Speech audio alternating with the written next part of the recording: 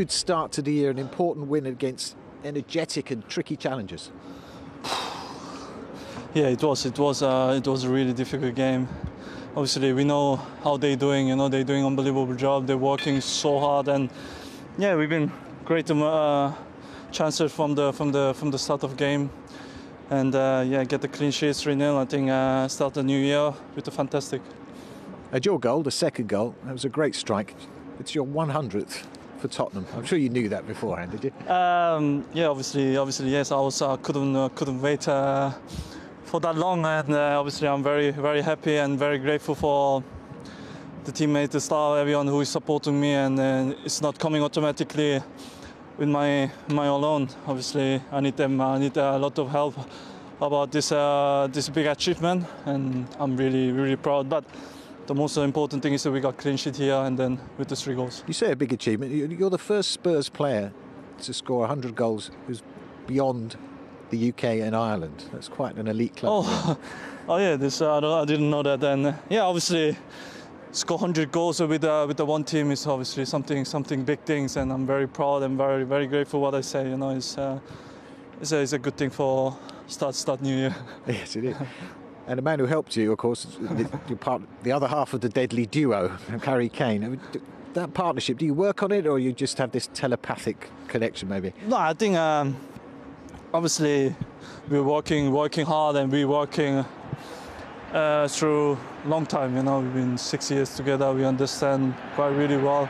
I'm a bit sad that I couldn't give assist today to H, but Harry's trying to find always me. So obviously when you could see my goal, as soon as when he turned, he knew it. I was there. So obviously the ball was perfect to me, and yeah, I think it's sometimes it's telepathy, sometimes we're talking about.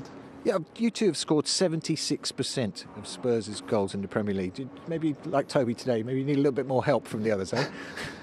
Obviously, I really don't mind, and obviously I'm really hopeful that other guys also to score goals. I'm will be very happy. But as soon as when we get 3 points, it doesn't matter who scored the goals, who assists. I think it's not important. But yeah, we're working hard for every single time to get 3 points. And after 4 Premier League games without the win, today brings you back into the pack. It's a pretty unpredictable season, but at least you're back in the chase now. Yeah, obviously I think it was very important. We dropped the points, and sometimes with a bit unlucky, a bit of the concentration as well, and last minute set pieces obviously was really painful. But I think start new year, what I say all the time, because it was a first game of new year, and then back to winning ways is very important. We are obviously still a long way to go, but it's a great start new year, and we have to keep going the winning ways. Congratulations, well done. Thank you very much. He looked like he was still trying to catch his breath after that performance today. 100 goals in 253 Tottenham appearances. How good has he been then for Spurs? Incredible. I don't think he gets the credit where he deserves. I think he does from the professionals, but I think from the outside, I think the Tottenham fans appreciate him. Let me tell everyone, this kid could play any team in the world, anywhere. I mean, he's capable of playing for Liverpool or the Champions in the Premier League, because he can play off the left, the right, down the middle. He's adaptable. He's so versatile, and he's a team player. You see the work under a new regime now with Jose Mourinho, and he wants him to defend a little bit. He's happy to do that. He'll do that shift.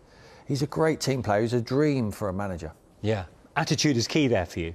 Oh, key. Yeah. But it's key for anyone. But that guy's got it in bundles. If you're a youth team player there, you look up towards the first team, just look at him. I would use him as a reference, as other managers saying, look at him. He's a superstar. Yeah. But he's a superstar because he works hard. Yeah. Michael, we saw there the breakdown of his 100 goals. 41 with his left foot. That took you by surprise, didn't it? Well, it did. It shows he's an all-round player. I think only 4 with his head, which is quite, I don't know, quite normal in this day and age. I think there's less and less headers. You know, back in the day, I think we used to cross the ball a lot more. Now it's little cutbacks, and if there is a cross, it's in behind. You know, like his goal, for example. So yeah, I was quite interested in that, the way he scored as many as he has with his left foot. Very, you know, two-footed, obviously, that shows. I'm sure mine would have been 92, 8 or something right, like that. Yeah. But no, I mean, Tim's called it right. He's an unbelievable player, one of the best players in the world now. certainly one of the best players in the Premier League. And his improvement, and it's been great to be able to watch that improvement over recent seasons, because right at the start he was a very good player. There's no question, year on year you can see that improvement. Do you agree with Tim in that sometimes he hasn't always got that credit that you think he deserves? Well, I think a lot of people are quick to form an opinion of players, and if you formed an opinion of him when he first came over, you'd think decent player.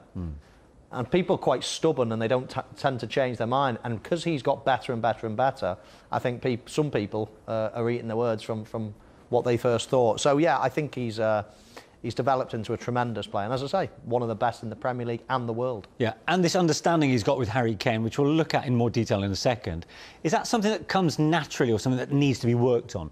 I think naturally to a point. Good players can, you know, they've just got a sixth sense with other good players. You're just on the same wavelengths.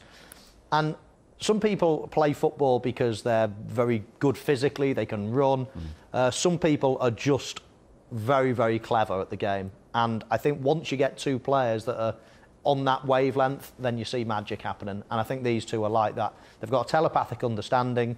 Don't get me wrong, it's nice to know the other person's strengths and weaknesses, so when you are playing alongside them for a long period of time, it helps. But I think you can walk into any team. Son can walk into a different team and play with top players and straight away hit it off. Yeah. I think it's the cleverness of the footballer, the brain, the footballing brain. I think if you said to Sonny, we sat him down here and we said, tell me all the attributes of Harry Kane, he'd be able to tell you to a T. He knows when he receives the ball in certain areas of the field, whether Harry can find him or whether he can't, and vice versa. Harry would be exactly the same. Because they're intelligent players, they think about the game, and they've been with each other for 6 years. That's an awful long time. They don't have to do too much work on the training field. He's watching, he's observing Harry, and Harry's observing Sonny on the training field. They played together so many times now. I mean, they've got other talented players there, but you can't break up this partnership. No. 76% of the goals this season. It's incredible, isn't it? Just shows you how important it is. But it's also good management, because what he's done is put a solid base in behind them. Some better players who are not actually getting a game. When Gareth Bale comes to the club, everyone thought, well, it's going to be the threesome up there. Can't get a kick at the ball. I know he's injured at the moment. Can't get a kick at the football. He wants a nice solid base in behind these two and let them two world-class players do the damage. And it's underestimated as well, Manish, in terms of a football brain. What separates the great from the good? You know, Harry Kane, is he quicker than anyone else? No. Has he got more skill than anyone? No. What separates these great players from the others? As I say, it's a footballing intelligence, a football brain, making the right decisions, spotting things before they happen, you know, in anticipation. And as I say, you know, you go through your career playing with, 400 players or something in my career as a rough guess. But I could count only probably 20, 30 of them that are right on the sharp end of having, you know, almost a genius footballing brain. Thank you. And Tim's one. Tim's right. Do we play alongside him a few times? Let's have a look at Son's goal then. Interestingly, when we saw this, me and Tim were almost waxing lyrical about the pass, but maybe it's a typical striker's thing, Michael. You preferred the finish. Well, I'm not going to say it's easy. Like, Harry Kane's touch there's great, and he can see something developing. And don't get me wrong, but if I asked him to do that now, he'd be able to do it. You know, playing a ball with that pace, that bend into that type of area, you can do it. It's very good. Don't get me wrong, but I think that's meat and drink for Harry Kane to be able to do it. The timing of that run is unbelievable. You're having to predict not only what Harry Kane's going to do when he's going to pull the trigger and cross it, but you're having to predict the defender. How and when can I get just in front of him? And his timing of the run and the finish was just sublime. They have now joined a certain Shearer and Sutton. I can't remember who the captain was at Blackburn Rovers back then. He sat two alongside me here in the studio, Tim. I mean, they've done well to equal those two, because they were special in itself, but 13 from the first 16 games, that's simply incredible, isn't it? Yeah, well, they're going to break that easily. I mean, let's not forget, they were champions that year as well, Shearer and Sutton. And how good were those two? Well, they were great. They were different types of players, you know. Sonny and Kane, I think, are more versatile. They got more to their game. I think Chris Sutton was a big target man. He used to knock things down, you know, but Sonny runs into the channels, you know, he breaks down, he picks the ball up deep. Harry Kane is a 10. None of them did that, you know, 2 strikers. But in them days, we played with 2 strikers. These days, we don't hardly play with 2. So they're playing maybe 3 across the top. But then we know now, under this new Jose regime, it's not about that. It's about 1. Sonny's up there on his own, really. There's someone half doing it, Bergwijn or Lamela, who it may be on the right-hand side, and Kane's dropping into that 10 role. So to get them numbers is incredible. But I think it is, I know Sonny complimented his teammates, but it is all about the team ethic behind them. They are shining them in the correct light at the moment, but they get so limited amount of chances, you know, and they're clinical with their finishing. I find it hard to look at that graphic there and think, so you envisage, right, there, 13, was it? Yeah. So, and they're not even halfway through the season. So you're thinking 25 to 30 involvement. I mean, it's going to blitz everything we've ever seen. Now, am I sceptical in thinking, that can't be right? We've had unbelievable partnerships in the past, so how can they be more than double better than everyone else? And part of me is thinking, is it because the Spurs are so one-dimensional in a way?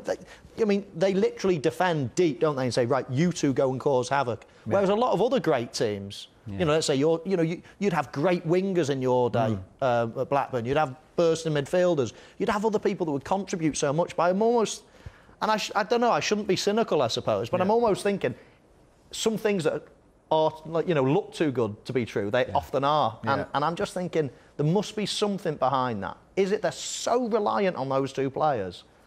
And is that a good thing or a bad thing? If one of them or both of them, God forbid, got injured, where would they be then? Mind you, there was a split second today where it looked like there was a double knockout. Both of them were on the floor. Spurs fans, that's the ultimate nightmare, isn't it? Oh, absolutely. I mean, if you lose either one of them, it's a big blow. But for me, the brains of the operation is Harry Kane. I think if you lose him, I think you've got a serious problem. Serious problem, because they're so good. But not only are they good on the creative side and they're clinical with their finishing, it's also the gamesmanship of Harry Kane. You know, when he's up there on his own, it breaks into that half space in like the midfield areas. He buys free kicks, settles the team down, takes them up the field. And in contrast, Sonny, when he picks up the ball, he runs it away. He runs it up the field, gets a corner, gets a throw in the final third, takes the whole team up. I think they're so reliant on these 2. But a lot of teams are reliant on their top players. I mean, Jamie Vardy, if you look at when he broke all the records when they won the Premier League, they were so reliant on him because the game plan was, well, he's our biggest threat. Let's play to his strength, which is off the shoulder. And the goals he scored in consecutive games, he broke all sorts of records, didn't he, Jamie? And you can say that about a lot of teams. I think the teams we think have more of a chance are the teams like Man United, are the teams like Man City and Liverpool, where they share the goals around the team. I'm not sure. Like, that is a big stat. 76% of the goals coming from them 2. Hopefully they can keep them fit and they can put a charge in right to the end of the season. But recent history suggests they can't do that. No. Both of them have had long periods out of the game. One thing, you spoke about Son's 41 goals with his left foot. So if you're 150 Premier League goals, how many came from your weaker side, do you think? Oh, no. 15? Too modest, 20. Oh, right. Yeah. Wasn't that bad then. You're prolific, that's what you were. Let's get some post-match reaction now from the Spurs dressing room. Here's Jose Mourinho. Jose, that looked like a very satisfying afternoon for you. Did the game plan work pretty much perfectly? Well, the 3 points, of course, are very important. I think by the strategic point of view, we understood well how they could hurt us and how we could hurt them. And in that aspect, of course, I'm happy. I still think that we can and we have to do better. Obviously, it was a good team performance with the qualifications you've just said, but what a sensational front duo you have. Kane and Sonny, they just work together so well. Of course, the understanding is good, and against Leeds was important that mobility in attack, because they mark man to man, and if you stay in static positions, you give them an easy job. When you have mobility, it's a bit more difficult for them. So that movement of Harry Kane appearing on the right side and Sonny in the finishing position fit well with our game plan. Is there a better duo in the Premier League at the moment right now than Kane and Son? I think in the Premier League there are many good players everywhere, even in clubs where sometimes you don't believe they can have great players, but in this moment in the Premier League are great players in every club. But I have to say that Sonny and Harry, they are doing special things this season. Special things because they've scored 76% of Spurs Premier League goals this season. It's a nice problem to have, but would you like the team to contribute more to that? No, of course not. I want goals coming from other players. I want players to feel that they can express themselves and appear in finishing areas. Today we had Toby, but of course was in a set play. But we had other players in positions to score.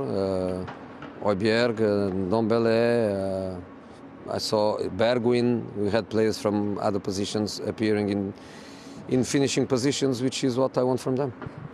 Everyone's been saying Leeds are a tricky side to take on, but it was very important for you to win this game today and start the year on the front foot after 4 games. No, when people were saying after we played the considered top 6 teams, people were saying easier matches are coming. Of course, I don't believe in it.